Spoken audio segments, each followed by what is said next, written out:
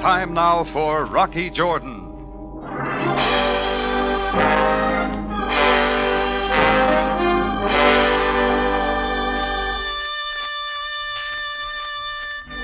It was a hot afternoon in Cairo when she walked into the Cafe Tambourine. She was beautiful, but there was something else. Something so wrong with the picture that I couldn't take my eyes off her. It wasn't the blonde hair piled on top of her head or the dress that clung to her like a football player covering a fumble, nor even the set expression on her face. But when she stopped in front of me, I knew what it was. She was all woman, but not an inch under 6'4".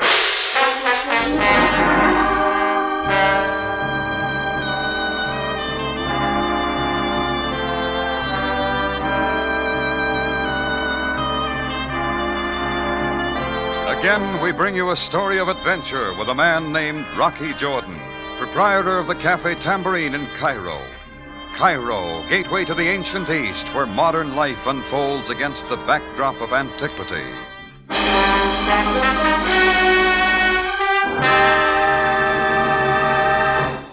Tonight's story, The Bartered Bridegroom.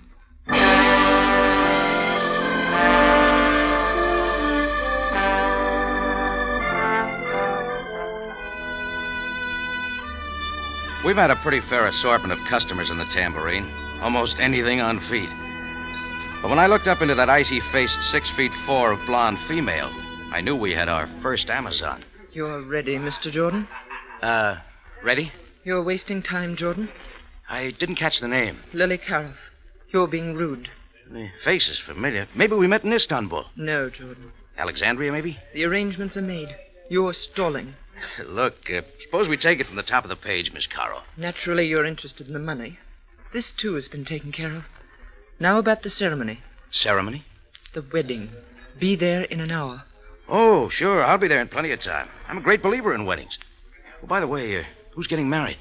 I am, Mr. Jordan. To you. Maybe we'd better go into my office. That will not be necessary. Timmy Rogers has made all the arrangements. Timmy Rogers? Now I know we'd better go into the office.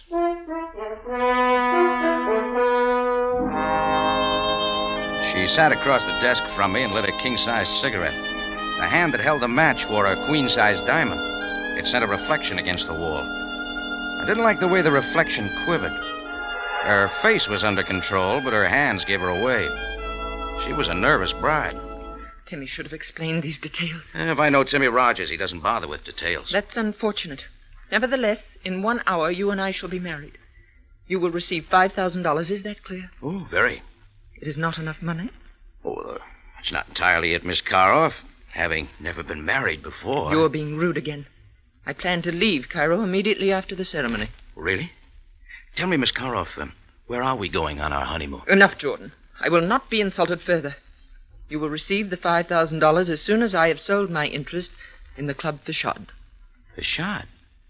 Oh, yeah. Now I remember you and Mike Sloan bought that together recently. Yes, but I am selling my interest. What's the matter? Business falling off? No, not business. You see, I'm a White Russian. Certain of my friends have been disappearing lately. I do not wish the same thing to happen to me.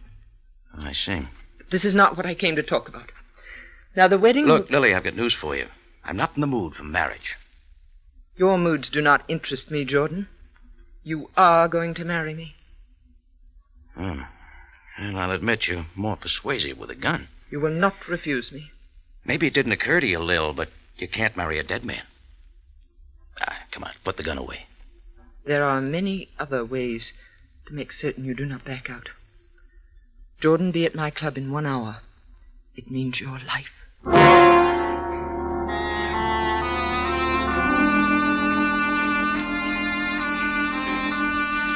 She moved out of the office as silently as an Arab folding his tent. I followed her out in time to see her climb into a black sedan 2 feet shorter than the Queen Mary. It faded off into the crowded street. I stood there trying to figure out where I could rent a tux cheap when a hand thumped against my back. I turned to see a watered-down version of Tyrone Power, all of 5'5" in his elevated shoes. It was none other than the little fixer himself, Timmy Rogers. Rocky, old kid, I just saw her leaving. Congratulations, kid. This makes my day complete. I'm so happy for you, kid. You'll make a lovely bridegroom. Slow down, kid. You're drooling on my wedding suit. What a woman. You're a picker, Jordan, if I ever saw one. Aren't you forgetting one little item? You picked her, not me. A mere formality. Greatest girl this side of Minsk. Well, at least the biggest. But, Rock, kid, for $2,000, how can you miss? It's even less interesting for $2,000. Huh? How's that, Rock? Lily offered me $5. Well, what do you know? She really must be scared. Okay, suppose you give me the straight story. Well, Rock, well, I'll tell you. Still listening?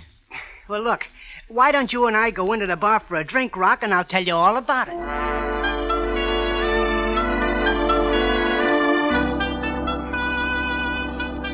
I followed the little man into the bar.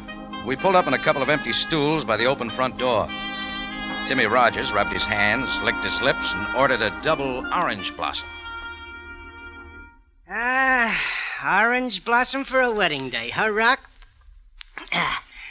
Now, where was I? You and Lily Cairo, remember? Yeah. Well, Sir Rock, it's like this. Lil has a few roulette wheels out in the back room of her joint, as you know. The other night, I ran into as tough a streak of luck as has been seen in Cairo since Happy Harper was picked up for trying to sell some tourists the Sphinx. How much? How much? How much? Well, I dropped $5,000, which it just so happens I couldn't cover at the bank. Mm-hmm. So then came Lily. Yeah. Lily made me a proposition. She'll forget the $5,000 if I marry her. Sure. But it turns out she's looking for an American. She wants a ticket to the USA. Oh, that pitch, huh? Well, can't say that I blame her, Rock. Things can get pretty rough around Cairo for the wrong Hey, hold it. Huh? That guy's been staring at me too long. Standing there in the open doorway was a brown suit full of balloon-shaped Egyptian. His eyes didn't leave my face as he hooked his cane over one arm and smoothed his white gloves with his hand. He tipped the brown bowler on his fat head and waddled toward me. You are Mr. Rocky Jordan? Yeah? I am Mahmoud Pasha. My card. What's on your mind? I will not waste time. Mr. Jordan, regarding your coming marriage to Miss Lily Cairo. Oh, I suppose you're the bride's father. Indeed, I am not. My affection for Miss Cairo is not paternal. I have come to offer you $10,000 if you do not go through with this wedding. 10? It's the best offer I've had all day. In cash, Mr. Jordan. If it makes you feel any better, Pasha, you can forget...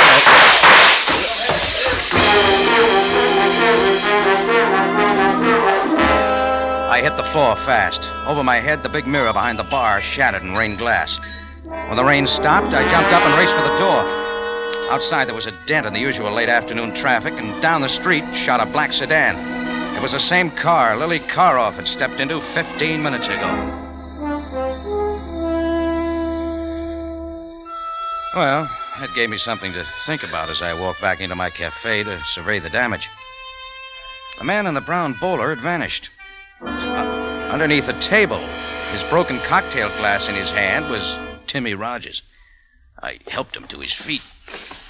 All right, little man, fit that into your patch story. I had nothing to do with it, Rocky, so help me. You'll have to do better than that. Rock, listen. I didn't know Lily would go that far. Wasn't Lily. She may be in a hurry for a wedding, but she doesn't want to marry a corpse. Maybe she was only trying to scare you, Rock. Could be, but I don't like her idea of a wedding invitation. Come on, let's go. What are you going to do, Rocky? I'm going to pay my respects to the bride.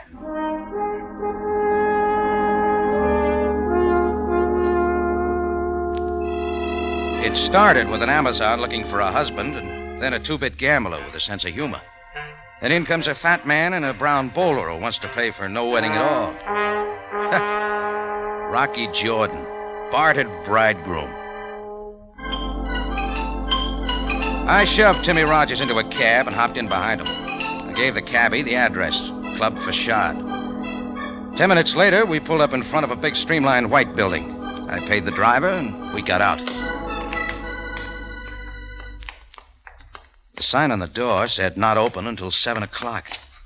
Sometimes you can't believe in signs. Coming down the corridor was a slim, touched character named Mike Sloan, manager and co-owner of the Club Facade. A nasty smile cracked his face. Oh, I'd seen Sloan kicking around Cairo before, and I didn't like him. I like him even less now. Well, Rocky Jordan, congratulations. Listen, Sloan, I didn't come here for Oh, any... now, don't bother to explain, Jordan. I understand. You, got our wedding invitation? Oh, sure. The bride wore a 38. Lily is sometimes a little impulsive, Jordan. After all, no one was hurt. But you'll get a bill for that mirror. We're ready for the wedding. You're wasting time. It's off, Sloan. Couldn't find the right size wedding cake. Rogers, what about that? I thought Jordan was all lined up. I did my best, You're not Mike. backing out of it now, Jordan. Let's go. The bride's waiting. Pack her in ice. She'll keep. I'm out of it. Too easy, Jordan. Not a chance. Just watch me. Rocky, listen, you're making a mistake. You sure are, Jordan. Oh, I see. It's going to be one of those shotgun affairs, huh? Well, I wouldn't want to have to kill you. This way, Jordan.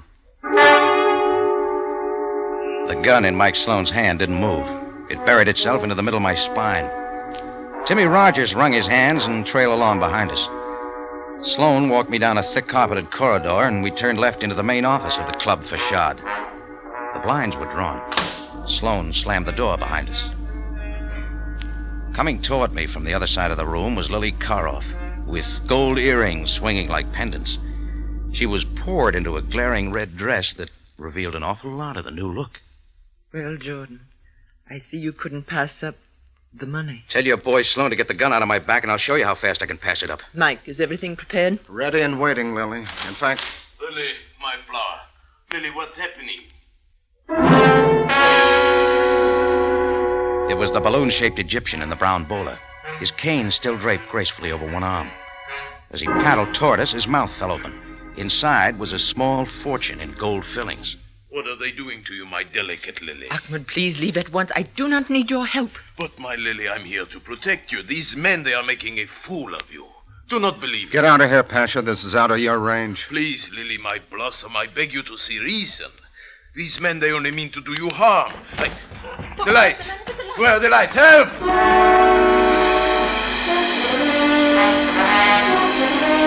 The room was a pool of black ink. I dived for the spot where Sloan had stood with the gun. I felt hot air on my neck and turned. The carpet came up and made a fuzzy pillow for my cheek as everything folded into a nightmare of spinning rooms. And somewhere off in the distance, I heard the toll of wedding bells.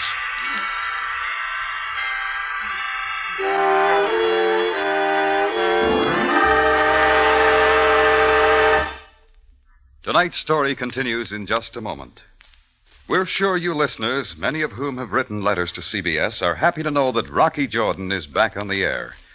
Yes, Rocky Jordan joins one of the most outstanding mystery lineups in radio. Over your CBS station every Sunday night, you'll hear not only Rocky Jordan, but Sam Spade, Dashiell Hammett's Great Private Eye, and The Whistler, one of the most popular shows on the air. Remember, this half hour each Sunday evening will be the time for Rocky Jordan. Now, back to tonight's story, The Bartered Bridegroom.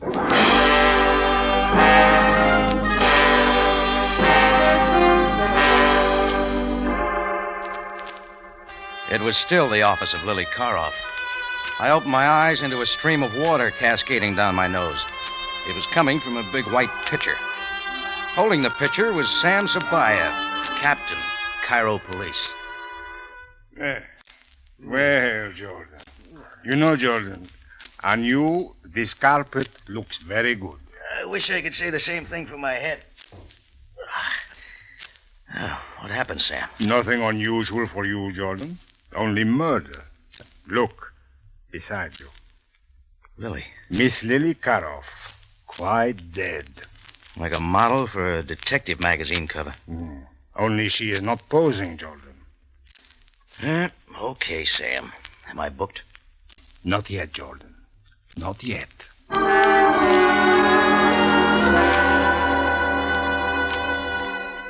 The dialogue wasn't exactly sparkling on the way to the Cairo jail. Sam confined himself to a few official grunts, and I sat back and watched traffic. In 10 minutes, we pulled up to a sand-colored building, and Sabaaya and I got out. I followed Sam to a small back room. He closed the door and pulled up a couple of chairs.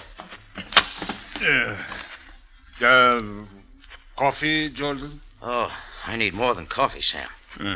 But we serve only coffee here. Sorry. Now, please tell me everything. Beginning when? The police received an anonymous phone call to come to the club facade at once. I arrived to find the body of Lily Karoff shot to death. The gun that apparently killed her was in your hand. Oh, you tell it much better, Sam. Go ahead. Never mind, Jordan. I'm waiting for your story. All right, I'll make it brief. Lily came by my office this afternoon with the idea of marrying me. She said something about wanting to leave the country. Leave the country? Yes, she's a white Russian, Sam. Mm-hmm. Said certain friends of hers had been disappearing lately. Hey, underground stuff maybe, huh? Yeah. Underground, of course. Very likely. Well, that's what the lady said, Sam. The lady deceived you, Jordan. I will show you.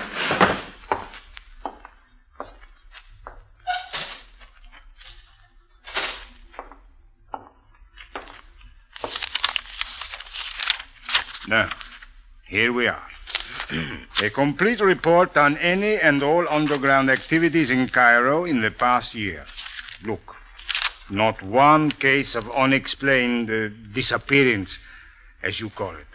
Well, Sam, a good job wouldn't leave a case history for the police.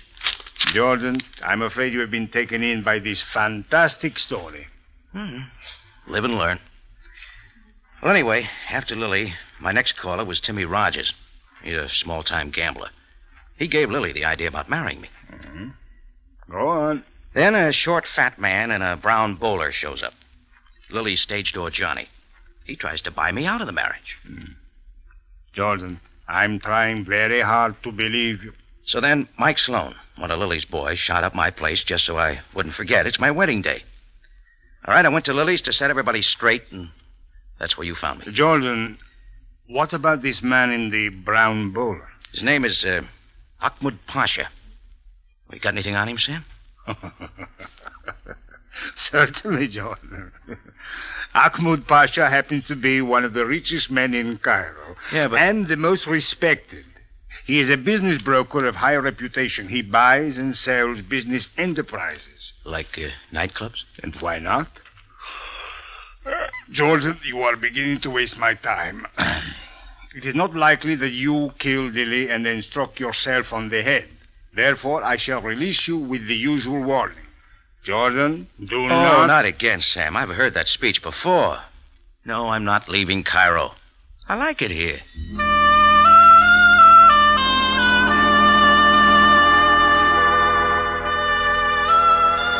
I strolled out of Sam's office and onto the busy street. The neon signs were beginning to light up, which reminded me that the night crowd would be moving into the Cafe Tambourine. But there was one little matter that came before business: murder. I was only a block away from the station when a small character stepped out of a darkened doorway. Well, Rock, old kid, I've been looking all over for you. Why don't you try the other side of town? Listen, Rock, I didn't know it would turn out this way. I just read the extra about Lily. Look, Rock, you gotta believe me. I ran out of Lily's place the minute the lights went out. I didn't know about it till later. Sam Sabaaya might like to hear that story. Look, Rock, I saw something in that room. You know who turned out those lights? Sloan did it. I saw him. It's not news, little man. But Mike Sloan has some answers, and that's the man I'm going to see. But, Rock, he wouldn't be hanging around the facade. Maybe we ought to go back to your place and get a drink first, huh? Hey, maybe you're right for once in your life. You give me an idea. Timmy Rogers and I headed back to the Cafe Tambourine.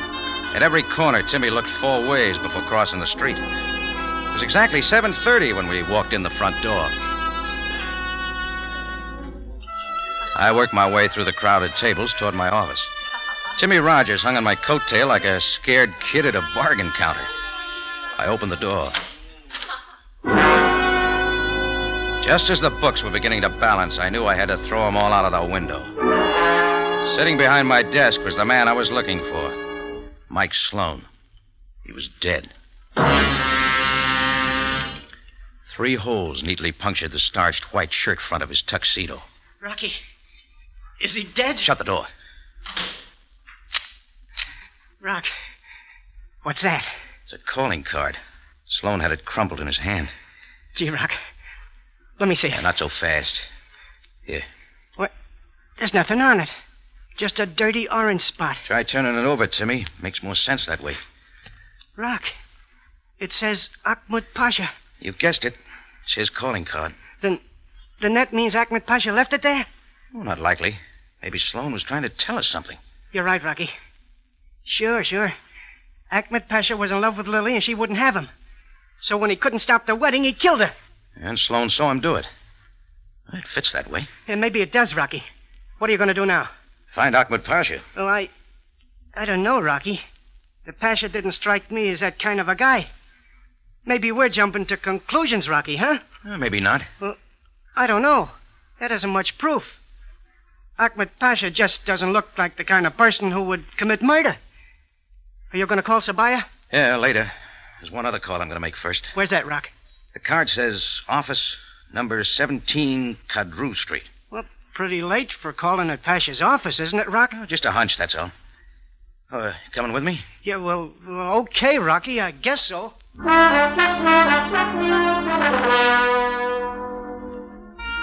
ducked out the alley door. Down the street, we hailed a taxi and gave him the Pasha's address.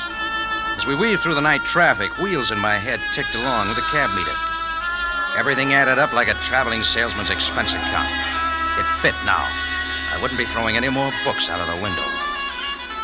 There was a light in the office front as the cab pulled over to the curb.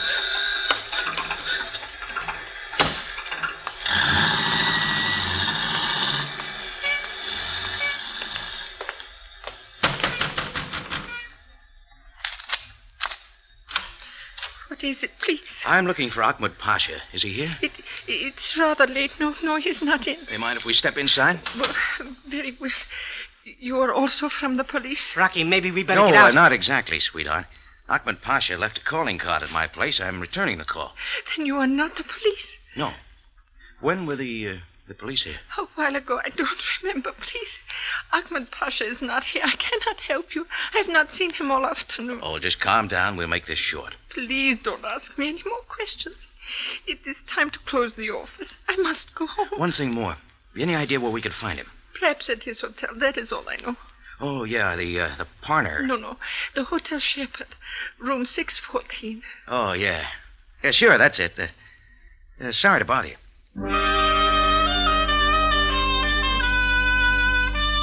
I watched the girl bolt the door behind us and pull the curtains.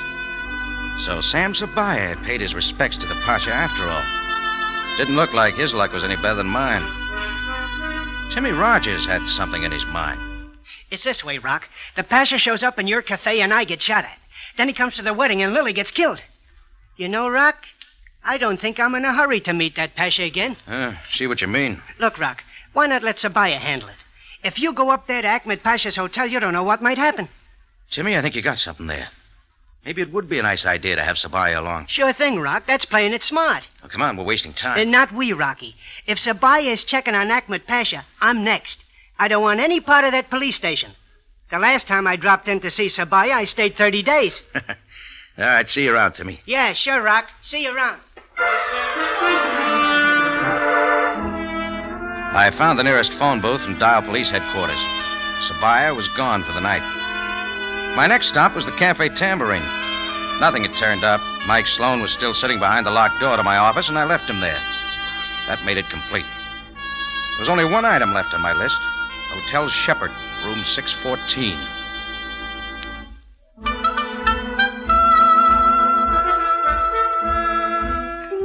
The lobby of the Shepherd was teeming with a tourist trade.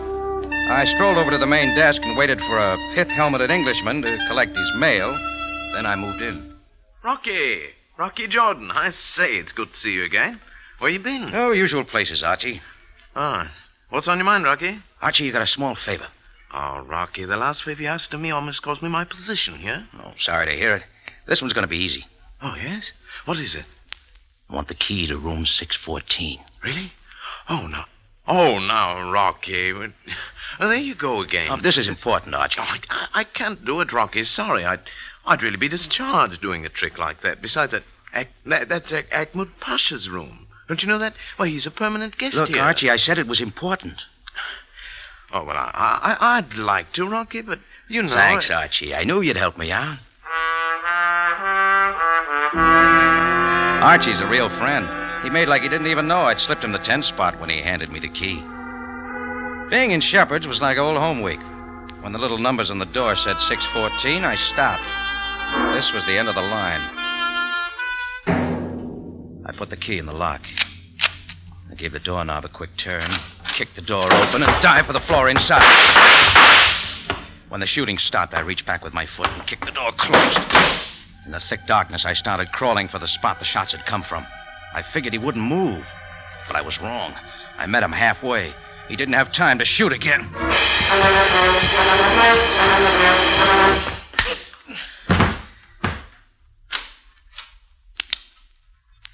The lights came on, and in the doorway stood Ahmed Pasha, all cane and white gloves, the brown bowler resting neatly on his round head. What is the meaning of this? Well, I done time for the shooting. Maybe you'd like to meet the man who murdered Lily Karoff. Take a look. Why? That's right. The little fixer himself, Timmy Rogers.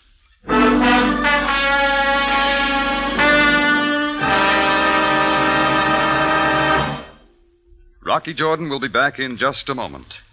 Now a note for you listeners. Remember, Rocky Jordan has joined one of the most outstanding mystery lineups in radio.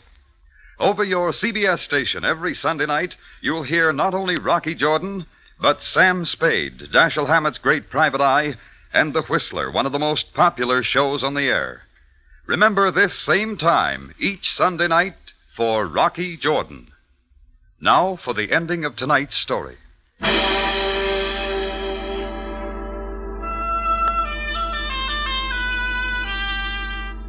It was after midnight before Sam Sabaaya and I could settle down back in my office at the Cafe Tambourine. They had taken Sloane's body away, and as usual, Sam wanted details. Now, Jordan, about the Pasha's calling card. I found Sloane dead with a card in his hand. It was Ahmed Pasha's, all right, but on the back there was an orange spot. The Pasha's too neat a guy to be passing out soiled calling cards. Besides, the color of the spot struck me. Where would you pick up an orange spot? I haven't the slightest idea. That's because you don't drink, Sam. Ever hear of a cocktail called an orange blossom? They're real fancy things made with orange sherbet and gin. What has this orange blossom to do with the calling card? Timmy Rogers was drinking one this afternoon when my bar got shot up. He must have picked up Pasha's card off the bar after the shooting. What he didn't notice was that a little of his own drink had spilled on it. Then he deliberately left the card in Mike Sloane's hand after killing him. Sure. Timmy had it all set for Ahmed Pasha, till I made him think Pasha knew something. That's when he got scared. He waited for Pasha in his hotel room, and when I came in, well, you know the rest.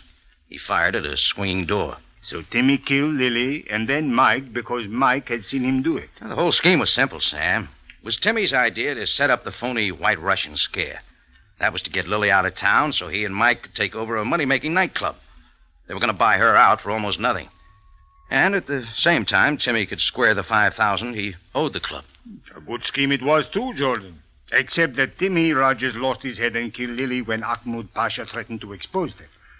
Ahmed Pasha must have loved Lily very much, Jordan. Lily. His little flower, Do not make fun of his love, Jordan. Love is a serious business. I guess I wouldn't know, Sam. I guess I wouldn't know.